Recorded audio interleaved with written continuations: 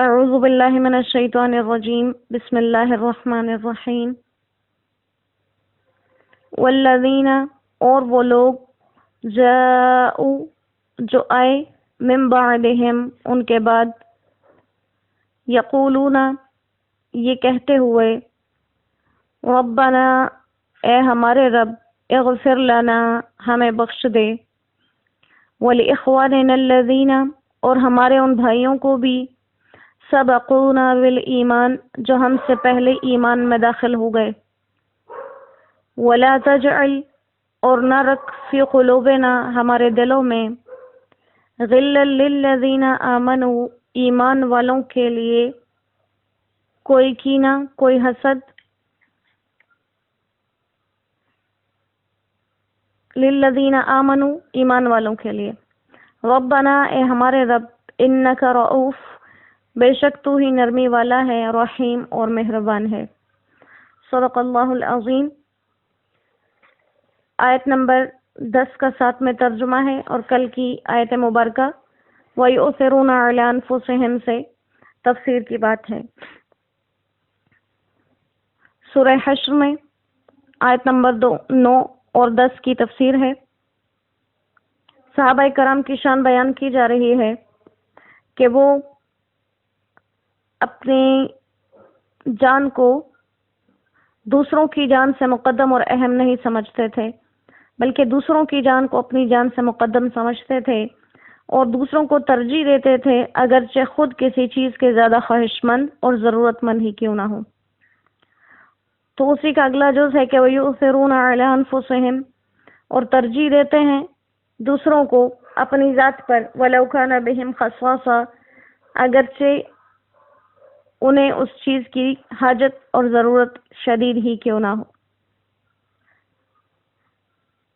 تو اس آیت مبارکہ کے ماتحت بے تحاشا واقعات ہیں جن کو اگر بیان کرنے کے لیے بیٹھا جائے تو گھنٹوں لگ جائیں، لیکن نمونے کے لیے کچھ چند باتیں بتائی جا رہی ہیں کہ اپنے آپ پر ترجیح دیتے ہیں دوسرے لوگوں کو۔ حضرت ابو ہریرہ رضی اللہ تعالیٰ عنہ سے روایت ہے کہ ایک شخص آپ صلی اللہ علیہ وسلم کی خدمت میں حاضر ہوا، عرض کی کہ میں بھوک سے پریشان ہوں۔ آپ صلی اللہ علیہ وسلم نے اپنی ازواج مطہرات کے پاس اطلاع بھیجی کہ اگر کسی کے پاس کھانے کو کچھ ہو تو اس مہمان کے لیے بھیجا جائے۔ ان کے گھر سے یہ جواب آیا کہ سوائے پانی کے ہمارے پاس کچھ بھی نہیں۔ پھر دوسرے گھر پیغام بھیجا، وہاں سے بھی یہی جواب آیا۔ پھر تیسرے گھر میں، یہاں تک کہ تمام امہات المومنین کے پاس پیغام بھیجا اور سب کی طرف سے یہی ایک جواب آیا۔ پھر آپ اپنے حاضرین محفل کی طرف متوجہ ہوئے اور فرمایا کہ کون ہے جو آج اس شخص کی مہمان نوازی کرے؟ ایک انصاری صحابی رضی اللہ تعالیٰ عنہ نے عرض کی یا رسول اللہ میں کر دوں گا۔ وہ ان کو ساتھ لے گئے اور گھر جا کر پوچھا کہ اگر کچھ کھانے کے لیے ہے تو اس مہمان کے لیے لایا جائے۔ بیوی نے عرض کی کہ کھانے کے لیے صرف اتنا ہی ہے کہ بچے کھا سکیں۔ انہوں نے کہا کہ بچوں کو سلا دینا اور اس کے بعد مہمان کے سامنے کھانا رکھ دینا اور خود ہم اس کے ساتھ شریک ہونے کے لیے جب بیٹھیں تو تم چراغ کو درست کرنے کے بہانے سے اس کو بجھا دینا تاکہ اس کو یہ احساس نہ ہو کہ ہم نے اس کے ساتھ کھانا کھایا یا نہیں کھایا۔ غرض اس طرح سے خود ان سب نے بھوک کی حالت میں رات گزاری اور اپنے مہمان کو کھانا کھلا دیا۔ آپ صلی اللہ علیہ وسلم کو بذریعہ وحی یہ واقعہ بتایا گیا۔ صبح جب آپ صلی اللہ علیہ وسلم کی خدمت میں وہ صحابی حاضر ہوئے، آپ نے فرمایا کہ اللہ تعالیٰ نے تمہارے اس معاملے کو جو تم نے گزشتہ رات اپنے مہمان کے ساتھ کیا بہت ہی پسند فرمایا۔ تو ایسے وہ لوگ تھے کہ اپنی جان کو دوسروں سے اعلیٰ اور افضل نہیں سمجھتے تھے، بلکہ دوسرے لوگوں کی ضرورت کو اپنی ضرورت سے مقدم سمجھتے تھے۔ اسی طرح سے حضرت عائشہ رضی اللہ تعالیٰ عنہ کے بارے میں ایک واقعہ نقل کیا گیا کہ خود ان کا روزہ تھا اور اپنی افطار کے لیے ایک روٹی رکھی ہوئی تھی۔ کسی مسکین نے دروازے پر سوال کیا تو انہوں نے خادمہ سے کہا کہ وہ روٹی اسے دے دی جائے۔ خادمہ کہنے لگی کہ اگر اس کو دے دی تو آپ کی افطار کے لیے کوئی چیز باقی نہیں رہے گی، لیکن اس کے باوجود بھی انہوں نے اس مسکین کو دے دی۔ شام کو جب افطار کا وقت آیا تو ایک شخص نے آپ کے لیے ایک سالم بھنی ہوئی بکری بھیج دی۔ حضرت عائشہ رضی اللہ تعالیٰ عنہ نے اپنی خادمہ سے کہا کہ آؤ یہ کھاؤ، یہ تمہاری اس روٹی سے بہتر ہے۔ تو یہ ایسے لوگ تھے جو اپنے نفس پر، اپنی جانوں پر دوسروں کو ترجیح دینے والے۔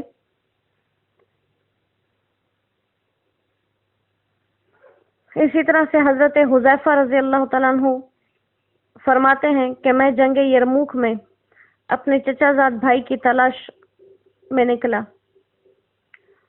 شہداء کی لاشوں کے پاس سے گزرتا جا رہا تھا اور میں نے کچھ پانی ساتھ لیا کہ اگر ان میں کوئی جان باقی ہوئی تو پانی پلا دوں گا۔ جب ان کے پاس پہنچا، ابھی ان میں زندگی کی کوئی ہلکی سی روشنی باقی تھی۔ میں نے کہا کہ میں آپ کو پانی پلا دوں۔ اتنے میں انہوں نے ہاں کا اشارہ کیا ہی تھا کہ قریب کسی دوسرے صحابی کی آواز آئی جو پانی مانگ رہے تھے۔ تو بھائی نے اشارے سے کہا کہ پانی ان کو دے دو۔ جب ان کے پاس لے کر پہنچا اور پانی دینے لگا تو اتنے میں کسی دوسرے کی آواز آئی۔ انہوں نے بھی اشارے سے کہا کہ پانی اس کو دے دو۔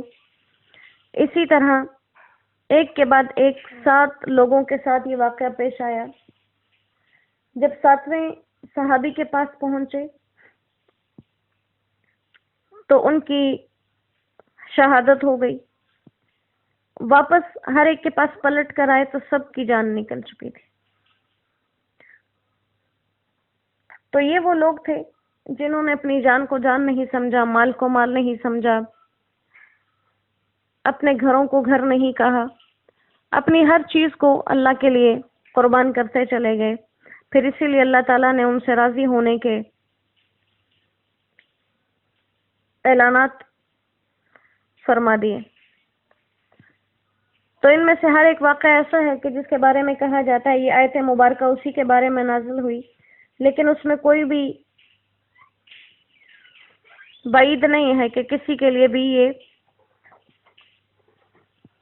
نازل ہو سکتی ہے، اور ان تمام واقعات میں بھی نازل ہوئی ہو تو بھی اس میں کوئی شک کی بات نہیں ہے۔ اور پھر اس کے بعد کہا کہ اصل امیری یہ نہیں ہے کہ کسی انسان کے پاس مال اور دولت کی کثرت ہے، بلکہ وَمَن یُوقَ شُحَّ نَفْسِهِ، جو اپنے نفس کے بخل سے بچ جائے تو اصل میں وہی لوگ کامیاب ہیں۔ اس کے بارے میں ایک روایت ذکر کی جاتی ہے۔ حضرت انس رضی اللہ تعالیٰ عنہ فرماتے ہیں کہ ہم آپ صلی اللہ علیہ وسلم کے ساتھ بیٹھے تھے۔ آپ نے فرمایا کہ ابھی تمہارے سامنے ایک ایسا شخص آنے والا ہے جو اہل جنت میں سے ہے۔ چنانچہ ایک صاحب انصار میں سے آئے جن کی داڑھی سے وضو کے پانی کے قطرے ٹپک رہے تھے اور بائیں ہاتھ میں اپنے جوتے اٹھائے ہوئے تھے۔ دوسرے دن بھی ایسا واقعہ پیش آیا، آپ نے یہی بات کی، وہی صحابی سامنے آئے۔ تیسرے دن بھی ایسا ہی ہوا۔ جب آپ صلی اللہ علیہ وسلم وہاں سے اٹھ کر گئے تو حضرت عبداللہ بن عمر بن عاص اس شخص کے پیچھے لگ گئے تاکہ معلوم کر سکیں کہ وہ کون سا راز ہے جس کی وجہ سے یہ اہل جنت میں شامل ہیں، اور ان سے کہا کہ میں نے کسی جھگڑے میں قسم کھا لی ہے کہ میں 3 دن تک اپنے گھر نہیں جاؤں گا، اگر آپ مناسب سمجھے تو مجھے 3 دن تک اپنے پاس رکھ لیں۔ انہوں نے منظور فرمایا۔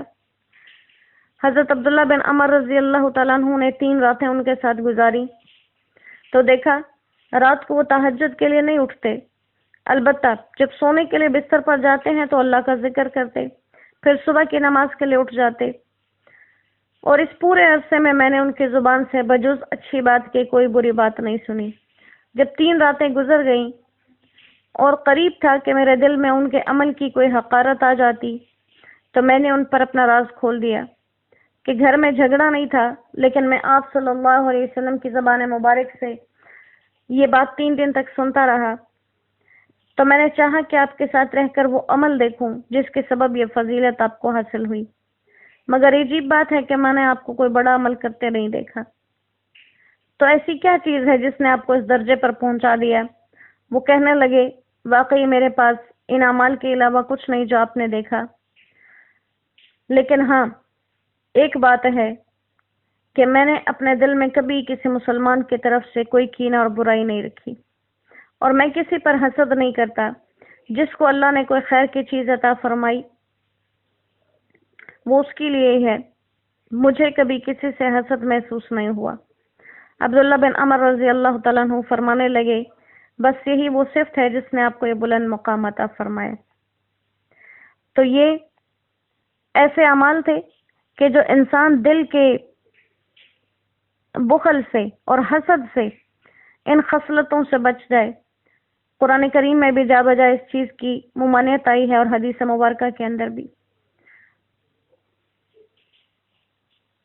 تو لہذا ان چیزوں کی وجہ سے وہ لوگ صفات کے ساتھ متصف قرار دیے گئے۔ والذین جاؤ من بعدہم، اور بعد میں آنے والے وہ لوگ جو ان کے بعد آتے ہیں وہ ان کے لیے دعا مانگ رہے ہیں۔ تو یہ آیت قیامت تک کے آنے والے ہر مسلمان کو شامل ہے، اور اس آیت نے ان تمام لوگوں کو مال فیم میں حصہ دار قرار کیا۔ یہی سبب ہے کہ حضرت عمر رضی اللہ تعالیٰ عنہ نے دنیا کے جب بڑے بڑے ممالک کو فتح کیا تو ان بڑے ملکوں کی زمینوں کو صرف تقسیم نہیں کیا بلکہ آنے والی نسلوں کے لیے وقف عام کر کے رکھا۔